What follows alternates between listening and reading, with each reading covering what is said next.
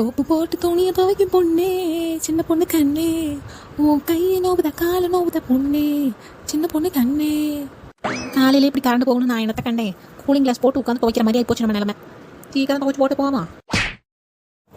இந்தா நோம்பி நோ கையும் நோவும் காலும் நோவும். எப்போ பாரு ஒரே அந்த மிஷினை கண்டுட்டாளுவா. வாஷிங் மிஷின்லலாம் போடுவாங்க. இன்னைக்கு கரண்ட் போச்சா உட்காந்து நல்லா தோவா. அதே உங்க துணியை தான் நான் மங்கன்னு போட்டு துவைச்சிட்டு இருக்கேன். இன்னும் ஒரு வார்த்தை பேசுனீங்கன்னு வைங்க, துவைச்சு கிழிச்சு காய போட்டுருவேன்.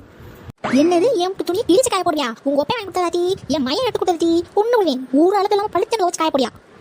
சரித்த கோவப்படாதிய. உட்காந்து வாங்க வெயில துவைச்சிட்டு இருக்கேன். வந்து உட்காந்து லெத்தர் எடுத்துருக்கீங்க. 2 துணியை அலசி கொடுத்துட்டு போங்க. இந்த வீட்டு மருமகான் மட்டும் பீத்திக்கிட்டீல, மேலே அப்படித்தான் பீத்திக்கிட்டு பார்க்கணும். ஒழுங்கா அலசி போட்டு வாட்டி கறி கிடக்கு வந்து சமைக்கணும். சீக்கிரம் வந்து ஏன் பரவி உட்காந்து நான் வெயில மாங்க துவைச்சிட்டு இருக்கேன். துணியை கூட அலசி கொடுக்காம சமைக்க வந்து சொல்லிட்டு போறா.